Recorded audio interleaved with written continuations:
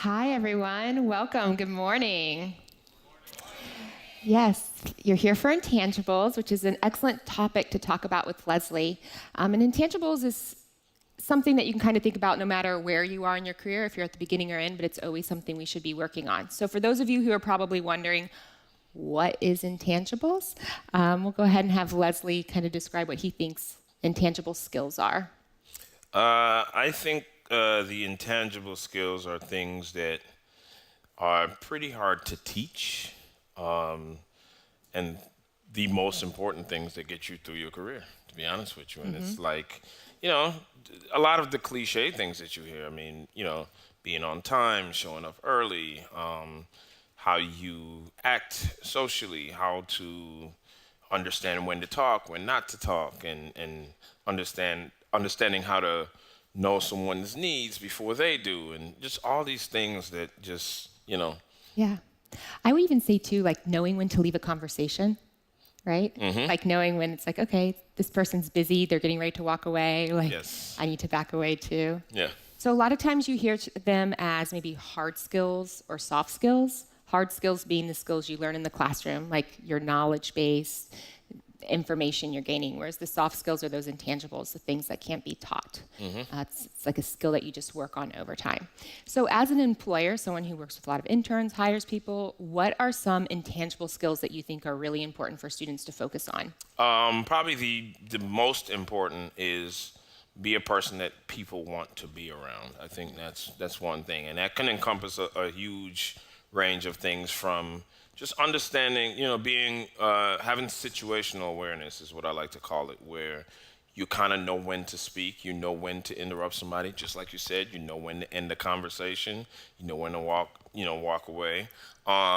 This can encompass all kinds of things like taking a shower, understanding that, I have students come up to me, all week and they say, well, how can I, what do I need to do to network better and da da da. And I'm like, how you present yourself. You walk up to somebody, you didn't take a shower, in 2 days, and you smelling terrible or your breath smells terrible. And these are real life things. People don't want to be around that, and they don't want to talk to you. A lot of students, they neglect that part of their daily planning routine. The hygiene situation here at Full Sail sometimes can be a little, and just not even just Full Sail, just in general, young people. You guys don't pay enough attention to your hygiene sometimes, and it's super important.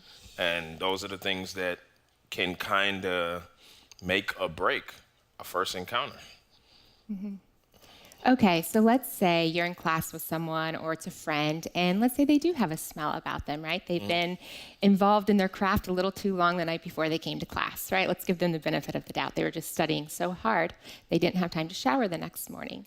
So what should a student do? Or if they're talking with someone and they notice that the person like maybe didn't brush their teeth, what is something that you think peers should do for each other in those situations? The one thing I always do is if somebody's breath is really, really bad, I always just offer them a piece of gum or a mint or, and hopefully they catch the hint. And a lot of times I will offer a piece of gum, and that's not the intention, but at least I hope that kind of helps. And it is a delicate topic to navigate, and that's why it's important for that to be something that comes from you, because it's very difficult for people to say to you, hey, you smell a little funny today, or hey, your breath is a little kicking.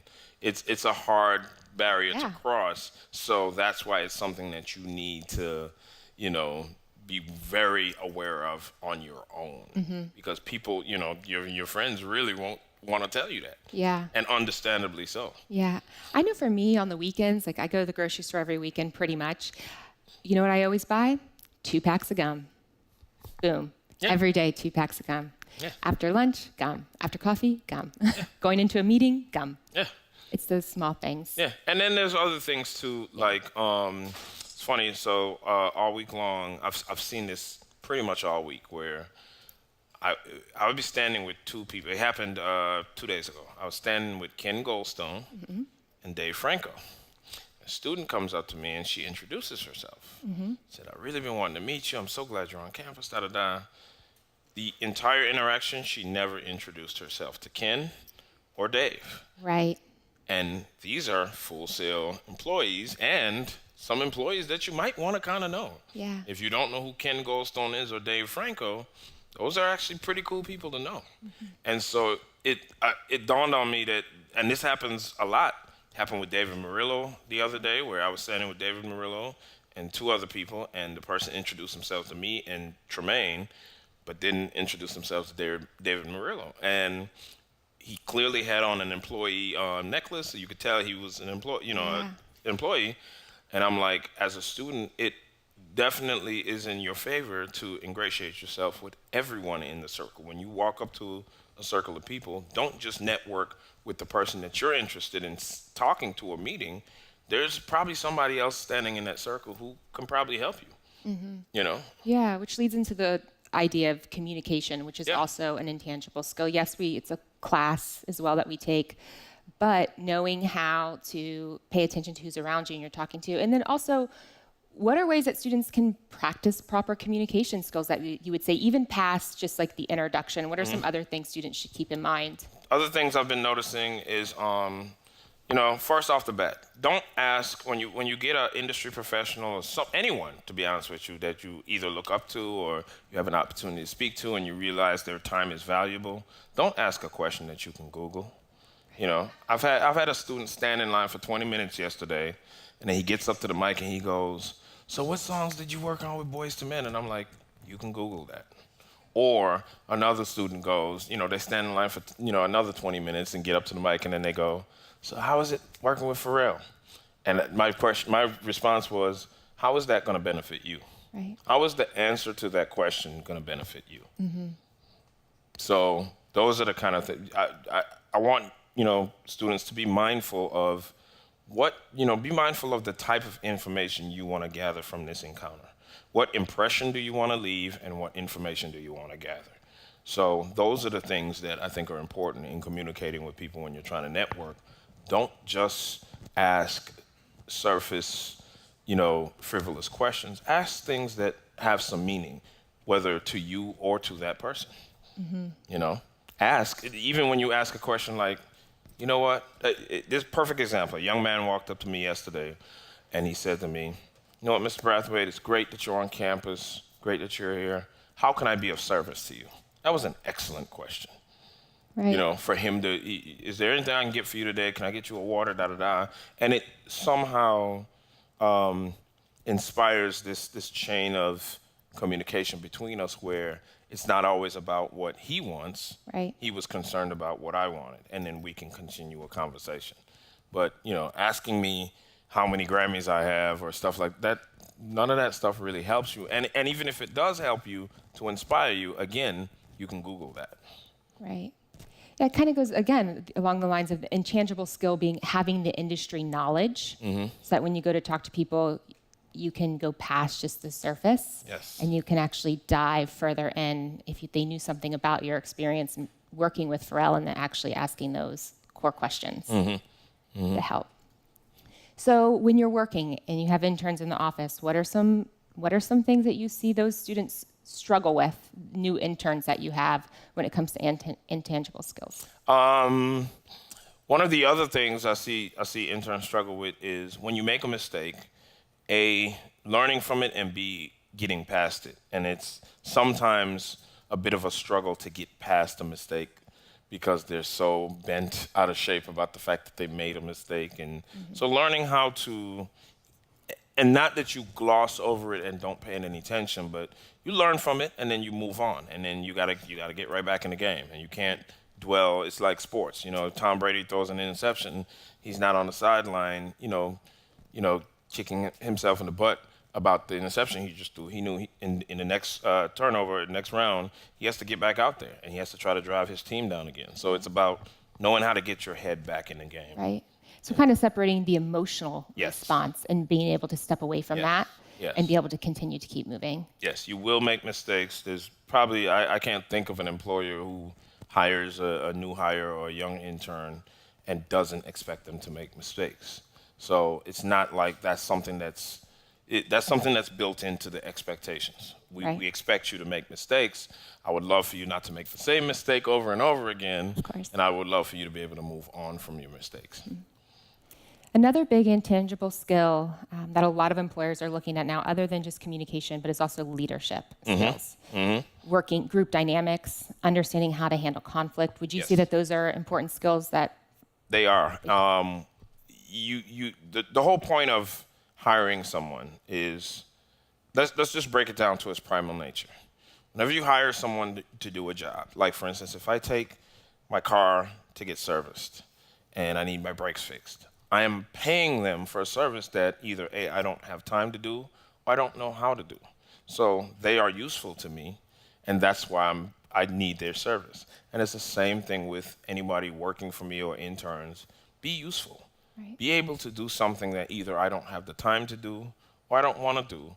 And leadership is a huge part of it. And I always find that people, it's not a coincidence that the interns I've had in the past that have some type of military background, they get it right away because they learn all of these things we're talking about. They learn in the military when there's a very disciplined form of learning about communication, about leadership, about knowing how to. Don't bring the problem to me. Try to solve the problem. Yeah. Bringing the problem to me means now I have to stop and fix the problem. You're useless. So don't come and tell me, hey, Mr. Brathwaite, I think the fridge is broken. Do what you can to properly diagnose it. Do what you can to fix it. If you do need to ask me for some type of permission to do something that involves money, I get that. So, come to me and say, hey, do you give me permission to call somebody to come look at the fridge and da-da-da, and then I'll take it from there. Because it is my money we're spending. But other than that, take initiative. You want somebody to take leadership on certain things. Yeah. Because intangible skills, again, are something that you kind of learn as you go, like your military interns that you've seen, that sort of thing. What can students do when they're in the classroom, when they're working on sets together to kind of keep each other in check, peer to peer? Just paying attention to each other, paying attention to people's strengths and weaknesses. And I think group dynamics, you put a group of people together and it's interesting to see how, in most cases, the leader can be defined just organically. And then just paying attention to the friends around you, the people you have around you, and understanding, again, back to situational awareness. I think that's just a huge, important thing. Understanding the group dynamic you're in, understanding who tends to have a more bossy personality. And a boss doesn't always mean a leader. So just because somebody tends to be bossy and pushy doesn't mean that they are the best person or most qualified to lead. And so it's just being able to navigate those situations, being able to navigate tough conversations, or being able to tell somebody, hey, you don't seem to be pulling your weight on this project, and Yeah. Does that happen in the studio ever, where you see interns, again, peer to peer, kind of pulling them to a side and saying, hey, Yeah. you're not doing this, Yep. helping each other out? Yeah, and a lot of times it's a hard thing to watch them navigate. You have one intern who is far superior to the other 5 that you have, and sometimes the dynamic can be positive because some of them can learn from him or be inspired from him or her. And then sometimes you have the adverse reaction where they get a little jealous, and then they, so it's, and that also is the part of the process of weeding out, it's a self-cleansing process, because the person who sees somebody who's better than them at something as competition or a negative thing or da-da-da, that might not be the person for our dynamic anyway. Right. As opposed to the person who looks at that and goes, ooh, you're challenging me. I want to be better. Right. Like when I play video games online, I don't want to play people that I'm better than. I want to play people that are way better than me so they can challenge me to get better. So it's that mentality of, I like being around people who are better at things than I am. Yeah, I agree. I agree. And again, I think it goes back to that emotional piece, like the person who can't pull themselves away from their own ego, how they feel about a situation, just aren't able to grow and get where they need to be, which ultimately holds everybody else back.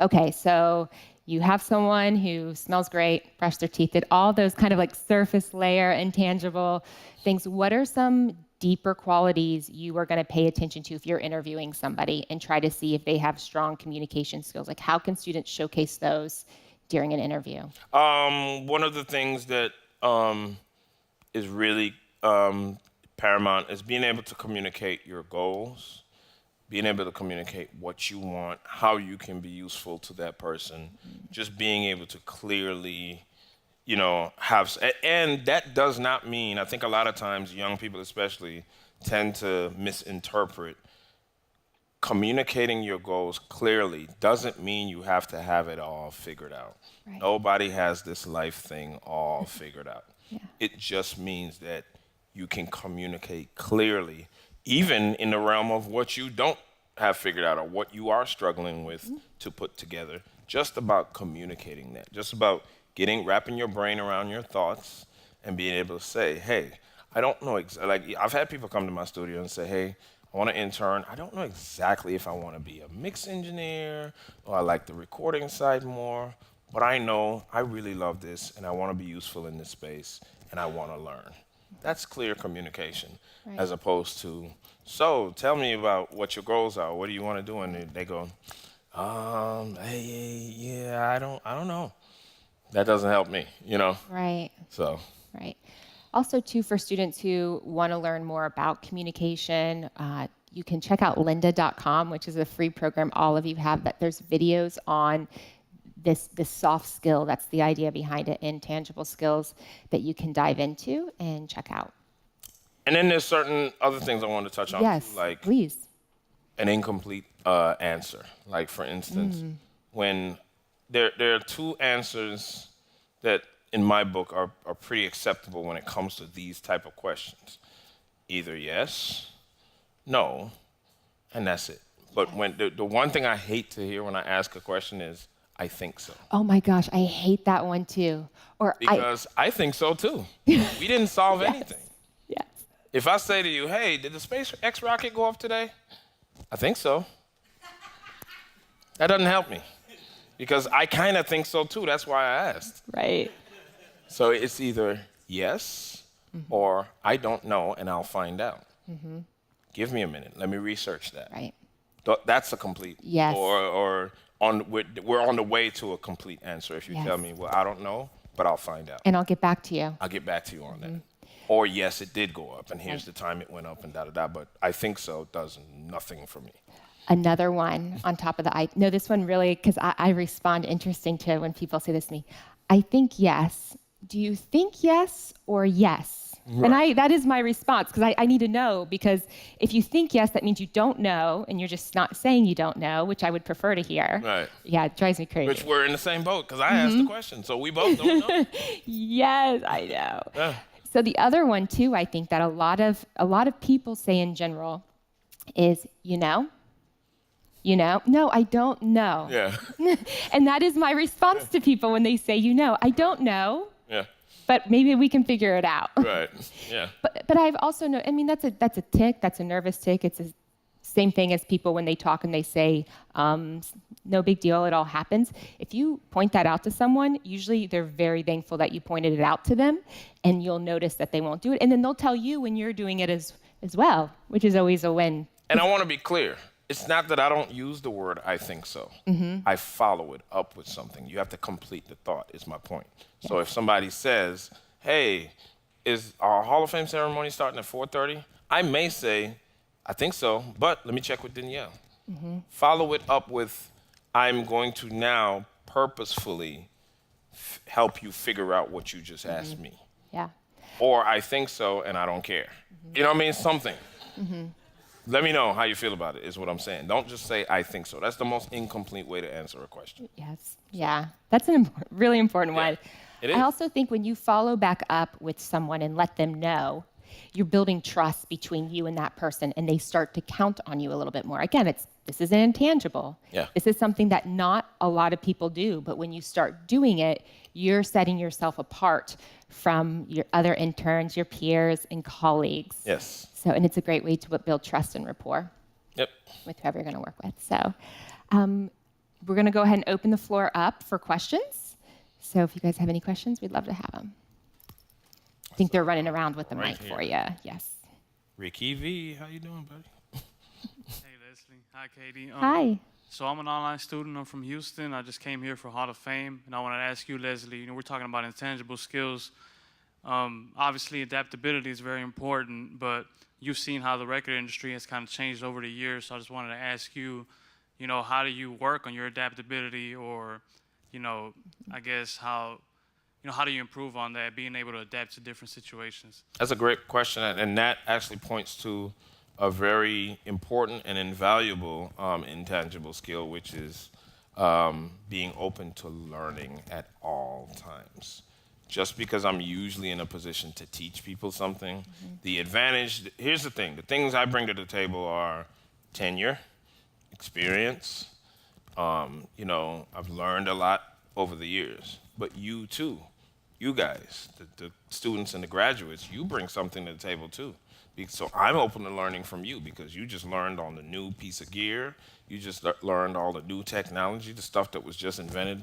The beauty of coming to a university like Full Sail, which is pretty unique, is they have the ability to change the curriculum pretty fast, and they have the ability to adapt pretty fast. And I'm on one of the audio boards where I come back and I say, every few months, hey, we're not doing that anymore. Y'all should stop teaching that. Or here's the new piece of thing, the new gear that we're working on. Y'all should really be teaching this. And in a few months, it's in your curriculum.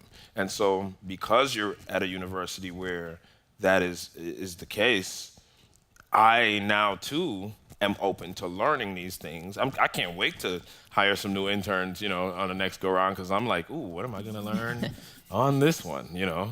I hired, an intern about a year ago. Was it a year? No, it's been like 2 years now, a year and a half, Sean Riggins, and I learned so much from that guy. Like, I was like a kid in a candy store, like, oh my God, really? This is how you do that? And da-da-da? Like, so it's about being open to learning, and that's how I've been able to stay in this industry, doing what I do. I'm 45 years old and I mix Lil Uzi Vert. And so to be able to stay current and stay mixing the stuff that the younger generations are listening to, I just feel like a lot of that is because I'm open to learning and I'm not closed off in my thinking. And you'll hear some of the, oh, get off my lawn, oh, back in my day, and analog is better. I'm like, no, screw analog. Like, I don't miss people out. Somebody asked me the other day, like, do you miss analog and tape machine and the sound and the warmth? And I'm like, hell no, I don't miss any of it. It took what used to take 2 hours to do, I can do in 10 seconds now. I love technology. I love all the new gadgets. Give me everything new all the time. Right. I don't miss nothing about the 90s. Nothing. Not one thing. Nope. Not even the music? Huh? Not even the music? I do miss 90s R&B. I do miss a little bit of that. But I still embrace, Right. the new music. And even though Lil Uzi Vert is not on my playlist, I can appreciate their music and their Right. culture. And, so it's about being open to appreciating creativity and open to learning and learning new things and not thinking just because I've been doing this for 27-ish years that I know everything. I don't know everything. And it's cool when I meet people. I had a student teach me how to use FL Studio the other day. A current student. He's still a student. And then I had another one teach me how to use Fruity Loops. And it's great when you're open to learning. So that's a huge intangible thing that a lot of people aren't wired that way. A lot of people think, I've had people who go to Full Sail, they graduate, and they think they know everything. Right. And I'm like, no, that's just the beginning. Yeah. So I think that's also another skill that separates you and like really makes you see that you're truly invested in your craft and what you're doing is just your desire to read about it, to play around with it all the time. Because again, you'll notice not everyone does that. So it's a way to separate yourself. Yep. Of course. Hi, I'm online. Hi. Hi. So, my first personal question to you, Leslie, is what specific songs did you work on for Boys Tonight? That's why we love a Mary. lot of talk online. You got all the students talking, and Jasmine specifically from Entertainment Business said she notices this week a lot of Hall of Famers, a lot of panelists talking about showing up, quote unquote showing up. And what does this mean to you as an intangible? What does it mean to you when it comes to giving some advice for the job search and maybe just life in general. We'll open it to that. So, great question. My current intern, his name is Lawrence Nance. He's a recent graduate of Full Sail. Because I'm here, he's obviously off. He gets in his car and drives down here yesterday and showed up at the moment when I had just asked, I believe her name is Kendra, if I could get some Starbucks. And then I said, well, you know what, Kendra? We don't have enough time because Gary was doing a meeting with us and da-da-da. And he shows up with a Starbucks because he knows what I like. He gets it every day for me. He shows up with Starbucks for me. And ironically, later on, I gave a thing where I displayed my mixes or how I mixed a couple of records. He was standing outside, and one of the girls said to him, she was aware enough to understand, like, yes, it's good that we have you here and we're asking you questions, but she wants to be in his position one day. And he's standing right there. And she was like, you know what? You're the one I need to be asking some questions. And she said to him, she said, so what is it that you think made you stand out to Leslie for him to want to hire you? And he said, man, honestly, you know, he was like, he thought about it for a minute. He was like, man, that's a good question. I don't know. And he turned to me and I said, his best skill and his most intangible and most desirable intangible skill is that he shows up every single day. No matter what he's doing, no matter when I call him, he's available. He makes himself available. Availability is one of the best traits that you can have in this business because things happen like that. And people schedules change like that. And I got Rihanna calling me going, hey, I need to run by the studio real quick and pick up that drive that I left the other day. And I'm, halfway down a mountain in Colorado, snowboarding. I can call Lawrence and be like, hey, bro, Rihanna's about to come by the studio real quick. Can you beat her to the studio and make sure it's open so she can get her drive? And he's like, no problem, boss. He always shows up. So showing up is like the number one thing that he's made mistakes since he's graduated. He's never made the same mistake twice. So he's not perfect, but he's available and he shows up. That's a huge, huge, trait to have. Yeah. Yes, sir. Sorry, thanks, Marcus. This is a question about conflict management. So I work in an industry where About what? I'm sorry. conflict management. Oh, yeah. You touched on it a little bit. I work in an industry, culinary industry, so there's conflicts all the time between me or my employees or my employers.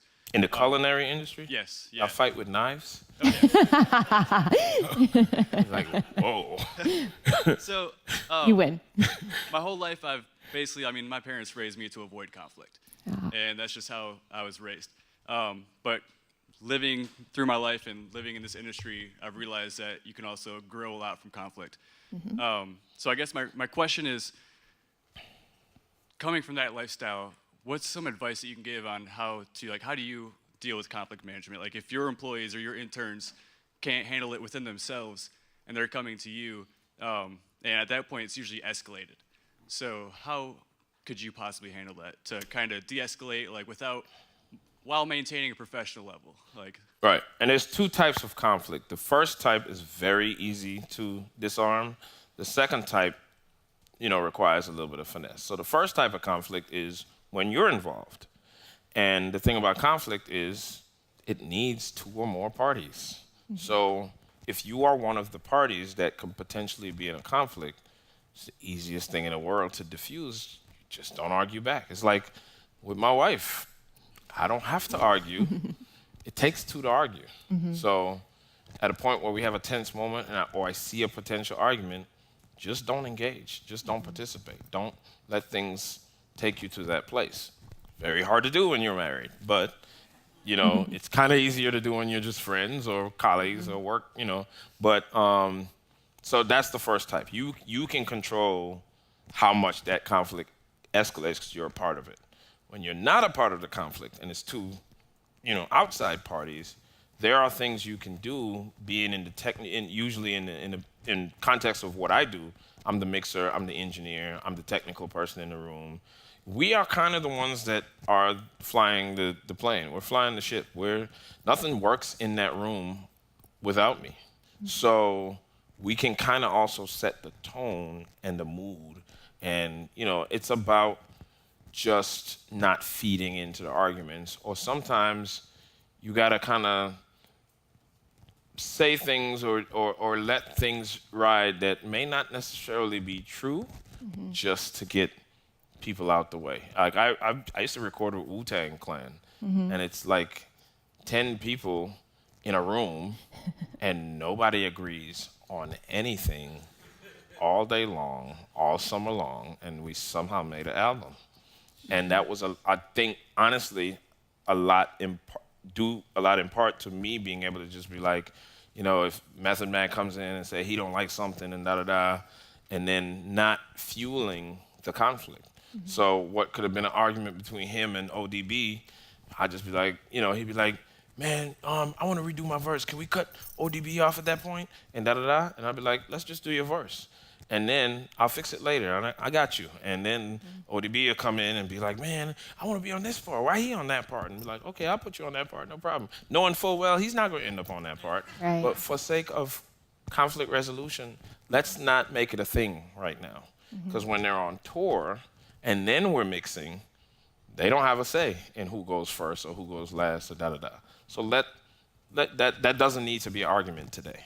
Right. So it's knowing how to diffuse situations and then there's some things you just can't diffuse. If, I've been in situations where I've been with a recording artist and then a friend of a person who has the right to be in a session realize that she's sleeping with her man, and then they start, Right. that ain't got nothing to do with me. Some conflicts you can't, unwind. I'm leaving. Don't fight in the studio. Go in the parking lot, and y'all figure it out. I don't have nothing to do with that. I can't help you. She slept with your dude. I don't know what to tell you. Not my fight. And I think you can practice that skill, because that is a tough skill. And a lot of students talk about that, and it's a skill that employers are looking towards as they hire people into their business. So when you're on set now, or you're working in the classroom, or you're working in groups, practice the idea of just letting it go, walking away from it, instead of feeling like you need to voice your opinion for some purpose. The smartest thing to do is just to let it play out and to not do anything, so you can practice that. And you could also, you can recognize when people are in pain or when people are going through something. And, I think I can get on a soapbox about the mental health issue in our country and understanding these kind of deeper issues that we have. I mean, look what happened yesterday with the 17 people that got killed in a school, and this keeps happening, and it keeps happening because we don't. I think one of the components, I don't think it's one thing. Everybody's gonna get on their soapbox and say, oh, we don't need guns and da-da-da. I think it's a combination of a lot of things, and I think one of those components is sometimes we need to pay attention to each other and recognize when somebody may be going through something or they may be hurting, and we can preempt some of these situations. And, so it's all of that too. It's understanding how to, care about people that you're around. If you're in an environment where you're around people all the time, it's easier to kind of see like, oh, so-and-so might be going through something. Let me pull them aside and talk to them. And what's up? You good? Like, in one-on-one situations, people tend to share more. And, a conversation can stop something like that from happening. Yeah. Somebody reaching out or somehow empathizing with that person who has the intention to walk into a building and kill people, you may disarm that action from happening by a conversation or paying attention. So it's all these things that, unfortunately we can't get behind or in front of all these things, but. Yeah. So we have received the wrap it up signal, so we are going to have to wrap. Thank you very much, everyone, for being here.